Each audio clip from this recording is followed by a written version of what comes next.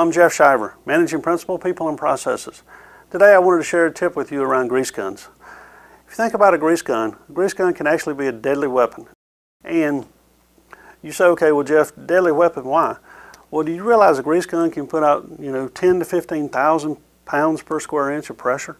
And so what happens is, in uneducated hands, that people go and squeeze and keep going till they feel some pressure or something like that.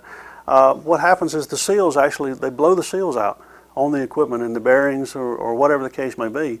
And what happens is when the seal gets blown out, the grease expands as it heats up, and then it pulls in the contaminants, the water, maybe you have a washdown area, or it pulls in the grit and stuff into the bearing itself, and so you're basically killing the bearing when you do that. So the challenge is recognize that it is a deadly weapon, and so you want to make sure that you're filling the bearings, as an example, with the correct amounts. And SKF, for example, will give you a CD that says, okay, on this particular bearing, you need to put this much lubricant in.